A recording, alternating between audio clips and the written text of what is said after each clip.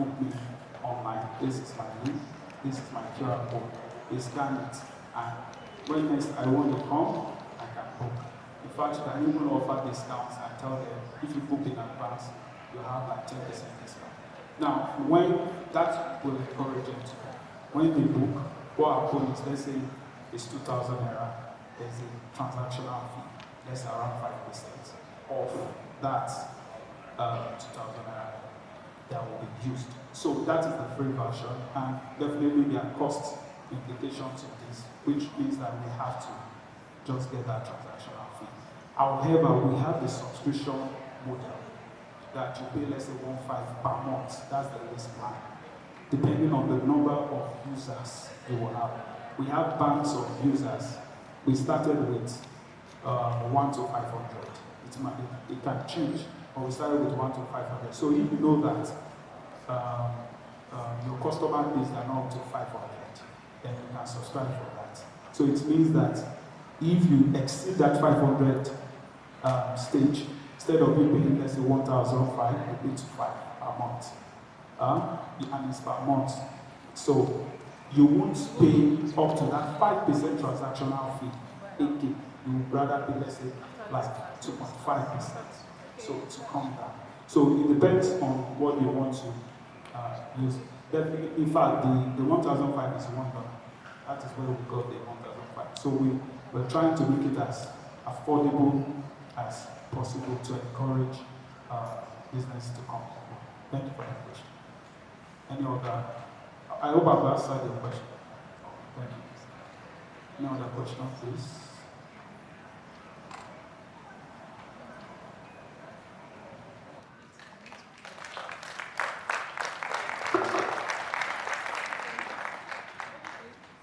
I think if you're clapping, you can do better than that. Thank you so much, sir. Thank you so much. So we are moving on. This is still GTA 2024. The next masterclass we are having is one of the most highly anticipated masterclasses of all. Okay, so I'm going to move it forward. Should we move it? No. Should we move it? No. They don't want to move. Okay, so if we don't want to move it, so we have to move. So I want us to move forward to occupy the seats in front of us. If we have empty seats in front of us, please let's occupy those seats so that we can enhance our guys doing the coverage. You understand? We don't want to have too many. See, what will pay me about this class, this next master class, is that people are going to start coming in. The moment I announce it, people are going to start coming in. And I don't want to see whereby people that have not been here since morning will now come. I feel like you have been here, you will not sit in front. So please, let's step forward. Let's move. Yes, yes, yeah. Bring it on, bring it on, bring it on. Okay, sir. So this is to. Yes, there's a lot of seriousness that has to do with this next class. Okay, okay. You see, they're already coming in. You can see them, they are coming in. I told you, a lot of people are going to come in for this class. Thank you so much. No, it's fine, it's fine. All right.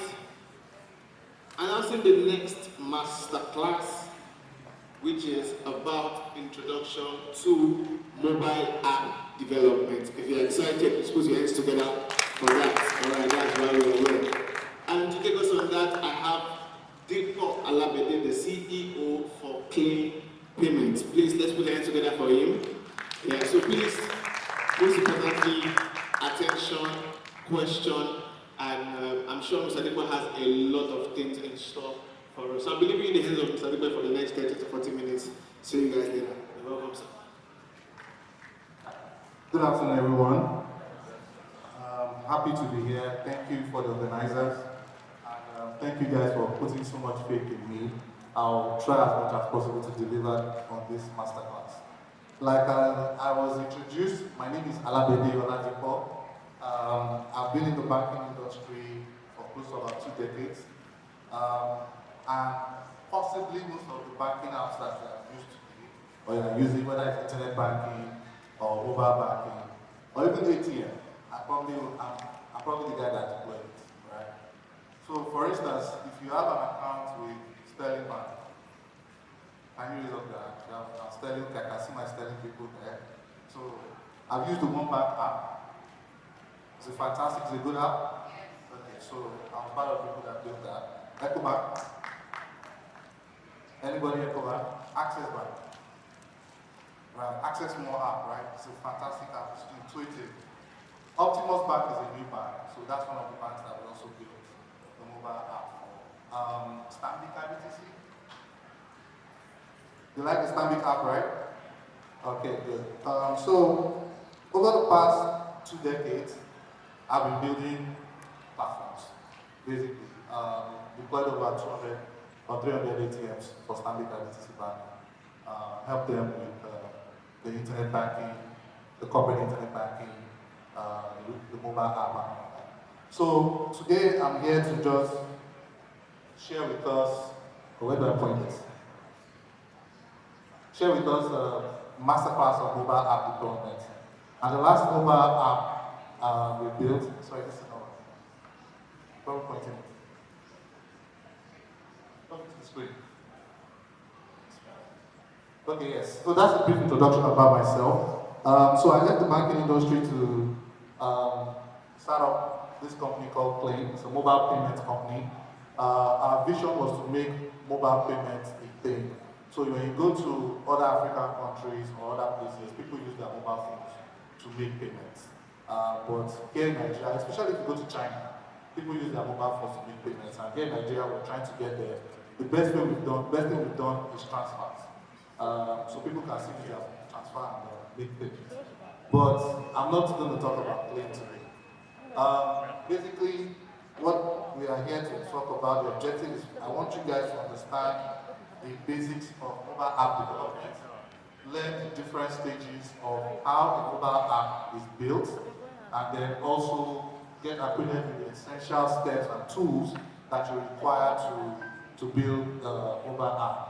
And then also discover the best practices that is required to build the mobile app. So the key takeaway for me will be that you guys will have a fundamental or elementary view of what goes into building a mobile app. So can somebody tell me who uses TikTok here? TikTok? Okay, I can see some TikTokers. Instagram? Okay. Facebook app? Not enough people use Facebook. Snapchat? Okay, I can see some old folks at the back using Facebook. Snapchat? Okay, awesome. Alright, so basically, what is a mobile app? The mobile app is the development of a software application for mobile. That's just what it is. But the problem is that the mobile phone is a small device, right? And the computer is a bigger device with a bigger screen, and there are different programming languages that you can use for the computer and a different one for the mobile. The mobile has majorly 2 OS, majorly. Before it used to be Windows, iOS, and then also Android. But now we just have majorly 2, and those have different programming languages, but I'm going to get into that. So what kind of apps do we have? We have native apps. These are native apps developed specifically for the phone type or the phone OS. So we have a native app for iOS and we have a native app for Android. We also have web apps. And where web apps come in place, because some of them we call them PWA, that's Progressive Web App. So it means that you ordinarily don't need to have a mobile app, but it still looks like a mobile app and it feels and works like a mobile app. So that's a web app. And then we have hybrid apps. They kind of work like, they combine the elements of both native and the web apps, basically. So in my company, for instance, we built an agency banking platform. So we're also into agency banking. So we built an agency banking platform, and we first built a mobile app so that the agents can log into the mobile app and they can start using it. But we quickly found out that the agents don't really want to log into a mobile app. They rather log in on the web. And so we built a progressive web app, and that's an approach. And you continue to learn from the customer as you do this. And this leads me to this question. Do you really need a mobile app? A lot of businesses or a lot of people want to build an app for everything. right? Just like this guy that wants to build an app that is like Uber but it's for suya. I mean, it can work, really. Maybe it's going to aggregate all suya sellers, and then it's also going to give everybody an opportunity to be able to order suya online and have it delivered to them. I don't know. But the question is, do you really need an app for it? Because if you answer that question, then it takes us to the stages of developing a mobile app. And there are quite a lot of stages, and I don't know if you guys can see this very well, but it starts with the idea, and everybody has an idea. But you must ask yourself 4 questions or 5 questions. Who are we building this app for? Why are we building this app? When do we want the app to go live? How much money are we possibly going to make from deploying this app? And where will the app be deployed to? Is it going to be an Android app? Is it going to be an iOS app? Or is it going to be both? Right? So you want to build a full-on app like Chowder. And then the first thing is you need to brainstorm around the idea. What will your app be doing differently that Chowder is not doing today? Is it going to start adding customized menu plans? Is it going to give you information about meals?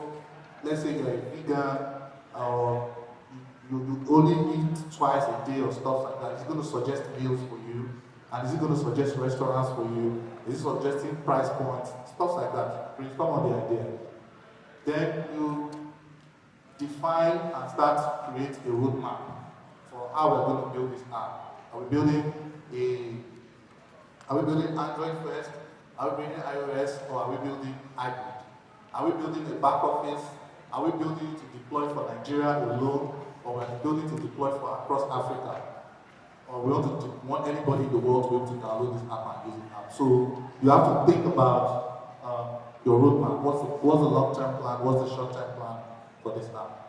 Then you start to develop the UI, UX. Now, I'm always very hard on my product designers because this is the foundation. And once you miss it from here, then you missed it. The app is a mess. So UI is different from UX. UI is the look and feel. The app looks nice. The colors are exciting. They are appealing. They are in the right places and stuff like that. But user experience talks about the user journey. And the user journey is the most important aspect. I asked everybody if they've used TikTok before or Instagram and all of that. Why do you think it's easy to use TikTok? Why do you think it's easy to use Instagram? If you give Instagram to a 10-year-old that has never seen a mobile phone before, has never seen Instagram before, that 10-year-old will need to figure it out. But the minute somebody has to tell you how to do what you need to do on your app, in your field, right?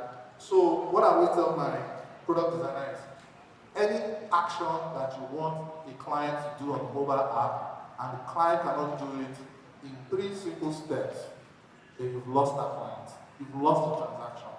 So if some of the banking apps that we talked about, let's use Sterling One Bank, for instance.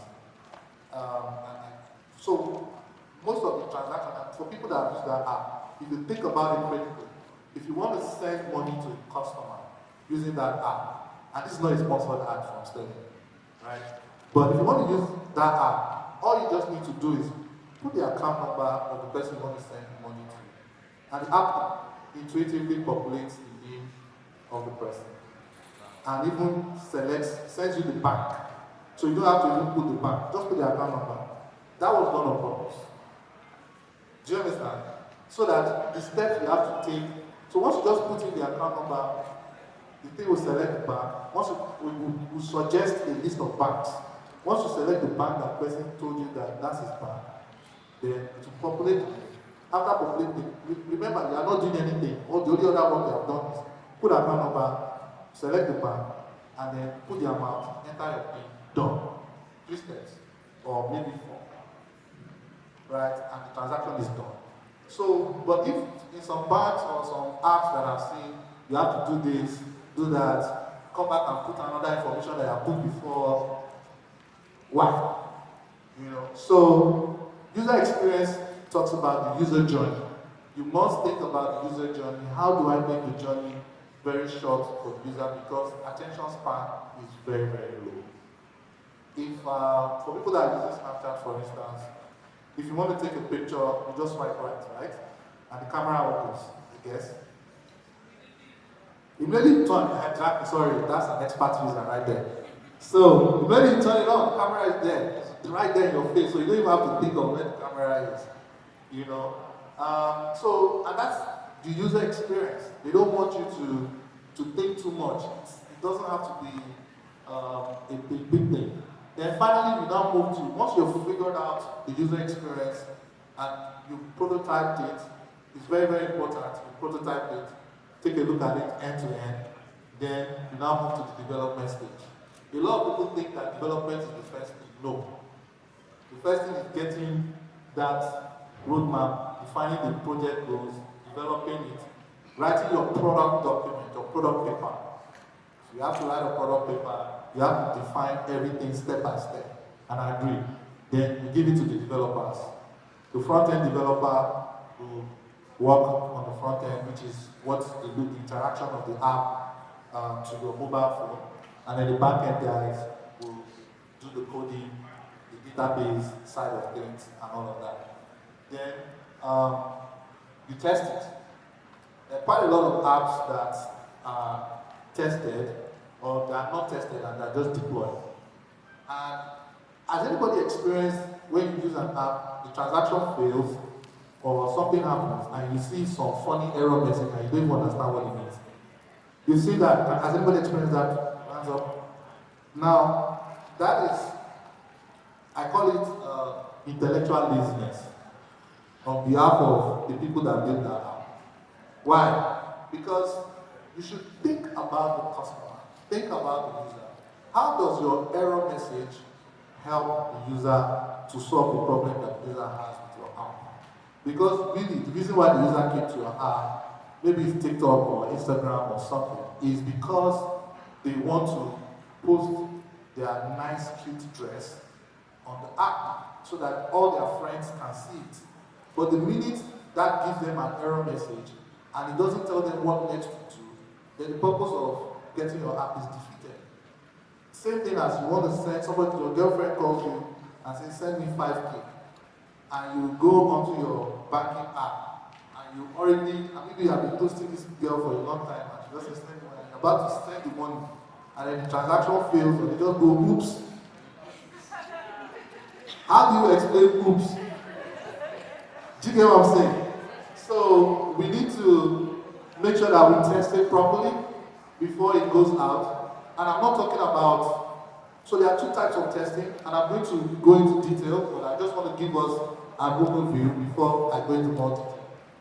There are two types. There's going to be functional testing. Functional testing is to test all the functions, all the features. We said if you click here, the app will open camera. We said if you click here, it will open the chat feature. We said if you click here, it will open for numbers and not open for text. And all those type of things. You test it. Then you also have to test the non-functional features, which is the back end and all of that. There's code level testing and there's also just regression testing. If 10,000 people try to download your app or try to use your app at the same time, is it going to crash? There are times you are using an app and the app your phone just goes blank. And wondering what happened. Right. So that's it. And God help you if it's in the middle of a 10 million naira transaction. Then you now deploy. A lot of people pick up apps from places that are not supposed to be apps are not supposed to be deployed, like they pick it up from Zenga and stuff like that. You should pick up your apps from the app stores, the iOS or the Android stores. You might just be picking up a malicious platform. And then maintenance. Maintenance is very, very crucial because there are always software updates. Even Apple or Android, they continuously update their OS. So if there's a change to the OS, it obviously may affect your app. There are also feedback that you also get from your customers, which will mandate you to change certain things on the app. So basically, I'm now going to the details of what I said earlier. Because what I said earlier was just to give you guys an overview of how to build this app. But now, we already have an idea of how we're going to build a child-led kind of app, right? So that's what we're going to do in this masterclass. We'll build our own delivery or food delivery app. And we'll walk through this process one by one, right? I think we still have time. We do, right? Awesome. Okay, so we're going to identify the gaps. First, finding the idea. So we found the idea, we're building a food delivery app to rival Chowdeck. The next thing is we need to identify the gaps in the market and the potential user needs. Can anybody tell me maybe something that you think Chowdeck should be doing that they're not doing? Right? Let me say, for instance, and I don't know because I don't use Chowdeck, but for instance, let's imagine that they don't give you a meal plan. Right? Maybe if you open Chowdeck and it suggests what you should eat on Monday, Tuesday, Wednesday, Thursday, Friday, and suggest the meals. Would that be cool? Yeah. Awesome. So let's put that as one of the things that we're going to do to differentiate the app, right? Then you now analyze who are all the other competitors in that space. There's Jumia Food, there's Chowdeck, there's Glovo, those guys riding bicycle, very innovative. But I'm always thinking maybe I should apply because I want to lose weight. But maybe we'll figure that out later. Then you identify the user's needs and conduct surveys to really gather feedback. Just don't go ahead and build. Because you might build and find out that it's only you, your brother, and your mom that downloaded the app. Right? So you have to be sure that you are meeting users' needs and you have feedback. Then focus on solving a specific problem. One of the things that I've also come to realize myself is you don't build an app to solve many problems. You're not going to win, right? Because you are supposed to build an app to focus on something. What does Apple Music app do? Or Spotify? Music, right? What does Chowdeck do? Food. What does Instagram do? Pictures or memories, right? So basically, build an app to solve Uber, transportation. You can now, after building that app, start to add and layer other things along the value chain of what that app delivers. But don't build an app to do many things at the same time. You're going to fail. Then planning, defining the goals, set clear achievable objectives for your app, like you want 10,000 downloads in month one, or year one, 20,000 downloads, stuff like that. Determine the key features and functionality. So our Chowdeck app, we are going to have, I all agree that we're going to add a meal plan. In the meal plan, we're going to ask you whether you're vegan or you eat normal food. We're going to ask you your age so that we'll suggest the kind of food that you're supposed to be eating. You don't have to, if you're not a developer or a programmer, you're a product person, just have an understanding, right? Not that you need to know all of these things. But there's Xcode for iOS, and then there is Android Studio for Android applications. And then, like I said, there are framework or libraries. There's React Native, there's Flutter, there's Xamarin. The version, okay, I'm not going to say this. I wanted to say it before, but I'm not going to say it for security reasons. So some mobile apps are built. I know some apps that were built on Xamarin, some were built on React and React Native, and some were built with Flutter. Not a lot of people do Flutter, but a lot of people are very conversant with React and React Native. So most of the apps we use are built with this library or framework. Testing.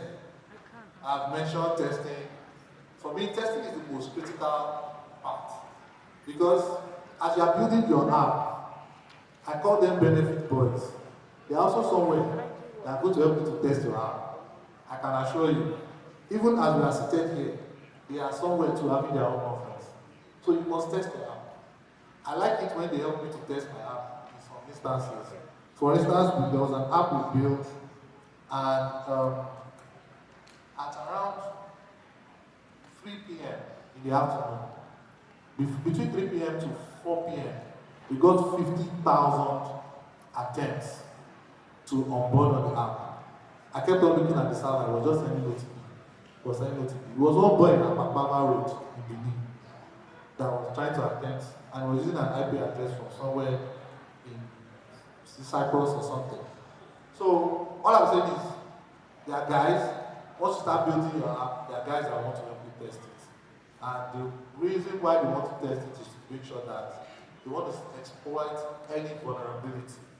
So you must have security testing, you must have unit testing, you must have user acceptance testing. And user acceptance testing is just to check with real users. So even after you've built the app, call a few people into the room and say, okay guys, we built Chop Now. It's a new app to rival Child Deck. Can you guys take a look at it? Does it make sense? Is it easy to use? The feedback that they give you, you can go back and use it. Now, you build Chop Now when you are doing testing, integration testing, because you want to integrate to a payment gateway, for instance, to accept payments, right? You want to be sure that the integrations that you have done once. You are integrating this platform to a backend database because you are going to store the name of your customer, date of birth, birthday, maybe even on the birthday, the app is going to send you the kind of food. Maybe the app is going to order a cake for you because you're going to get the address and stuff like that. So there's so much data that can be exploited. So you have to also do all of that testing and all of that. There are quite a lot of tools for testing. TestFlight, you use TestFlight for Android and for iOS. Firebase, you can use that for Android, and Appium is an open source testing application or platform as well. So you can use that just for front-end testing before you actually go live on the app stores. And talking about the App Store. So the App Store is the marketplace for your apps, whether it's Android or iOS. So you have the Google, and a lot of us visit these app stores to either buy or download one or two apps. For me, my recommendation is that any app that is not on the App Store, don't do it. Why? Because there are very strict rules that Google and Apple follow to make sure that the app that is being published on the App Store is compliant, is not a malicious app, and is not extracting data from your phone. Today, your phone is, if anybody loses their phone right now, they're going to go crazy, right? If you forget your phone at home and you forget your wallet at home, if you forget your wallet at home, you might not just bother going back, right? But if you forget your phone at home, you turn back, even if you have reached via an house at Ajagbati, you go back home. Because the phone is now become an integral part of our lives, right? We make calls with it, we watch movies with it, we do our banking with it, we do so many things with it, and a lot of data is stored on that phone. So imagine if our Chop Now app was designed to actually extract all the information of your contacts, such that at the end of the day, all we're going to do is we're going to start soliciting messages to your contacts to solicit for urgent 2K. Right? It's possible. So you have to download the app from the App Store. Ensure the app meets all technical and content guidelines, and also prepare app assets like icons and screenshots. So this is one of our apps called ClickPay. It's beautifully designed. You see, and we got a 4.4 rating, so I'm always very proud of that. What else?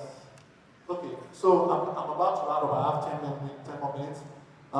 Again, just do regular updates, bug fixes on the app, add new features continuously to this app so that users continuously find new things and exciting things to go to the app for. If not, they get bored.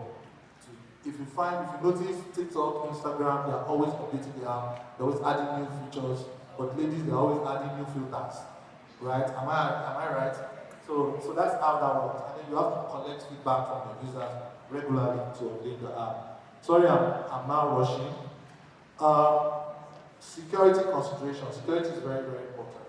So you must save your user data because users have come on your app with trust. Imagine all your pictures or your videos on Instagram showing up somewhere on the internet. What are you going to do? Delete the app, right? You'll never use it again. So data considerations, data must be stored. Follow best practices for data privacy, performance optimization, implement user engagement strategies as well.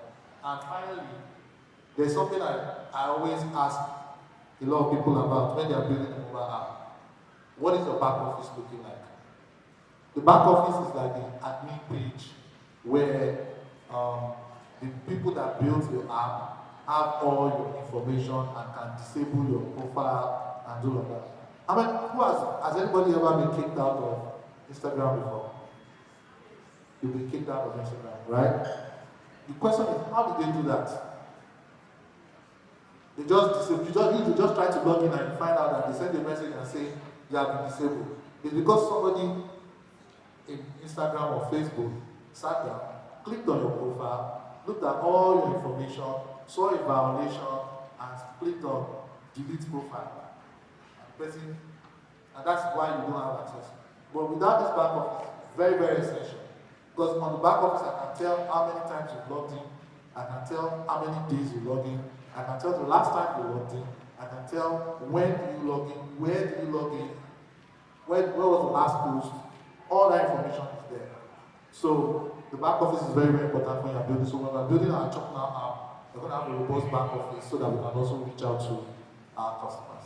Thank you very much. I'll pause for questions.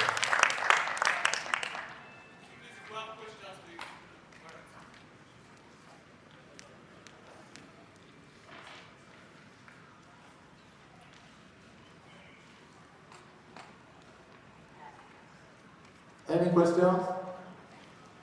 Yes, sir. Good day, Mr. People. Very lovely presentation, by the way. In my opinion, you went above and beyond mobile app development and explained software development lifecycle fully. Now, to be distinct, specific, I want to know, or can you share with us an experience that you faced, right? In all these phases, right, of software development, if there's been any issue that you faced, a very distinct one, and how you were able to move past it, either at the design phase, either at the planning phase, either at the deployment phase, either at the maintenance phase, several times and all of that. Is there any experience specifically that you faced, and how you were able to avoid it? I mean, I faced many experiences, to be honest. Many, right? But I'll maybe talk about one. And I'll just say it was a very simple issue, to be honest. We tried to, the Claim Pay app, we tried to launch it, and we wanted to be smart. We wanted people to be able to just use your phone number to download, to onboard on the app, right? But we didn't ask for BVN, we didn't ask for anything, right? We just said, okay, give me your phone number, we'll create a wallet account for you. And guess what? Somebody opened an account in the name of Dangote Sugar. Another person opened an account in the name of Konga, and then started sending emails to people that, in fact, the Konga one was quite interesting. Started sending emails to people that they won a fridge. Right? The fridge was supposed to be costing, like, let's say, 300,000 naira, but they told the person to pay 50,000 naira. And people started paying 50,000 naira. Do you understand? And the issue would have been avoided if somebody had looked at the onboarding process to say, you know what, we must verify who this person that is coming and how come somebody can open an account in the name of Section, right? Because it's dropping a lot of bomb. So just today, I'm so sorry, I apologize for extending this session. So just today, like you said, this BVN verification, in fact, just today, we found a flaw. Now we are activating in this, we're doing an activation in the school, we are digitalizing the school, right? and then we are using the BVN service, and at the same time, the school, in our onboarding process, we're taking in matric numbers of students. Now, you know BVN verification laws, the BVN verification law, it should verify your first name, your last name, and your date of birth, right? But now in our onboarding process, we're asking students for their matric number. Now, once students input their matric number, takes in their details from the school, and their date of birth is part of it. So now we're now having a lot of issues with date of birth clash. Because while these students were gaining admission in the school, they were using the wrong date of birth. Like they were either increasing their age or reducing their age. So that's why it's dropping a lot of fire points and everything. It would have been lovely if it was an interactive session. Mr. Diko, thank you very much for the presentation. Thank you very much.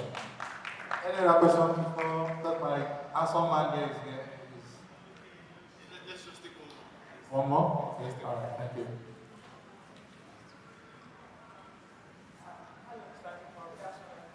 Good afternoon. I wanted to ask a question regarding banking, loans, and all that. I mean, I'm asking this question because we've been in the banking industry for quite a while. We developed a solution to give loans to businesses. And like you said, we wanted to make it easy and user journey as easy as possible. So that is the correct way with Hausa names. And the solution of it is why we're doing our SU just because we live on promoting and neighboring places.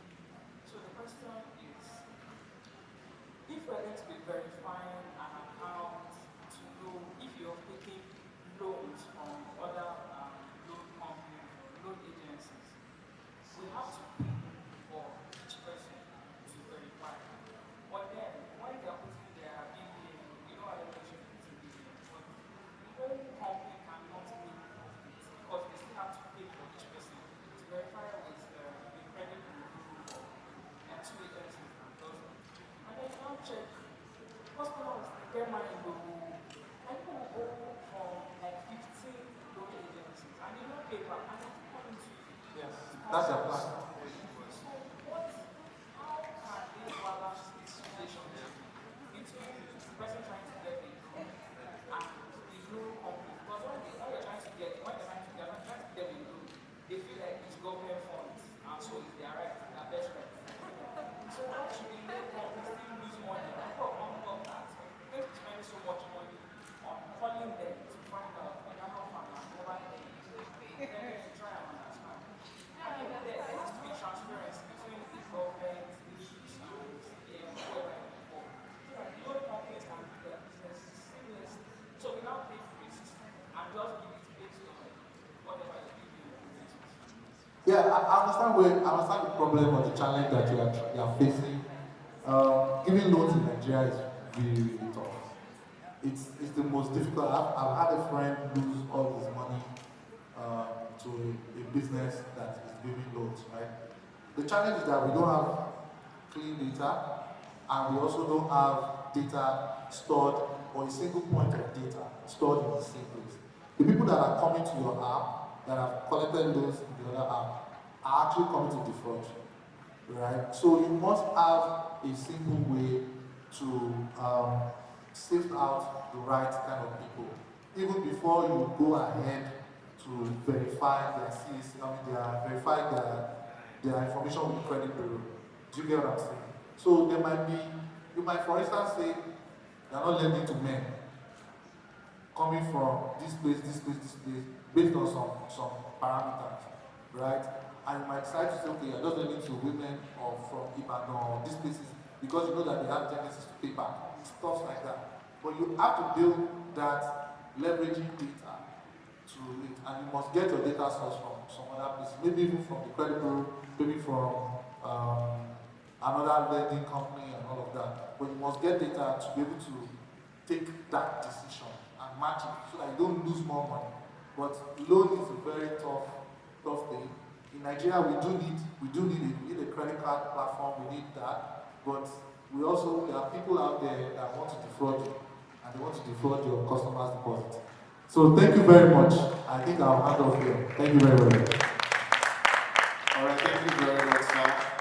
Thank you so much, Mr. Dipo Alabede, for taking us on Introduction to Mobile App Development. I'm sure we've learned a lot of things in this class, and I pray that God will help us and deliver us from people that want to come and scam us through our lives in Jesus' name.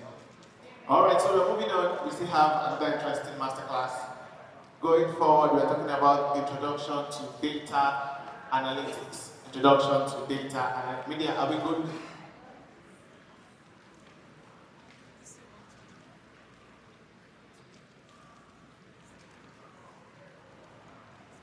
Okay, I'm going to Introduction to Data Analytics. I mean, when we talk about data, most of us are familiar.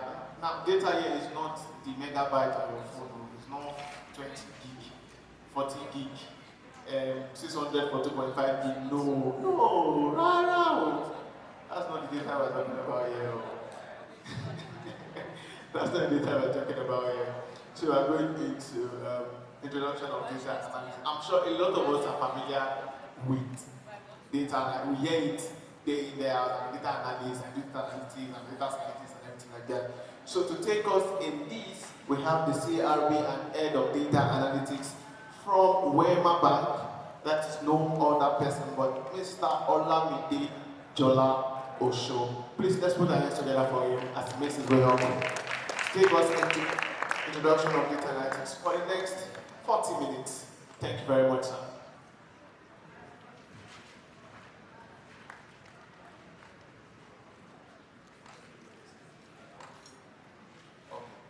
Hi everybody. Energy is low. I'm sure you guys would have had a lot of knowledge being passed and crammed into your brain, right? Who feels saturated? No one feels saturated, so you are ready. You are ready. I should just go full speed ahead, right? Alright, okay, no problem. Before the slides come down, thank you for the introduction. My name is Olamide Jola Osho. And I've been doing data for well over about 8 years now. I have about 16 years experience in the banking sector. I'm not 2 decades like Deepak. Deepak and I used to work together in one of my former organizations. Okay, but currently I head data and analytics at Wema Bank. And I also founded an organization called the Data Mind Mindset, where we help data professionals and enthusiasts to sort of navigate their path in the data field. Okay? And today I'm going to talk to you about data. Alright? How many of you use ChatGPT? How many of you don't use ChatGPT? I'm still waiting for the slides. How many don't use ChatGPT? You don't use. Hello? How many of you do use? Okay, how many of you have heard of Google Gemini? You've heard of Gemini. How many of you use Gemini? Okay. How many of you have used Copilot? How many of you have used AIs that can build slides, read content? So you guys are okay. So let me even start by asking, what exactly is AI? Anyone? What exactly is AI? And I heard there was a masterclass on machine learning, fantastic. Okay. Machine learning is a subset of AI. Let me just leave that by the way. So what exactly is AI? Anybody? Anyone? Anyone wants to try? Yes, sir. Do you have another mic?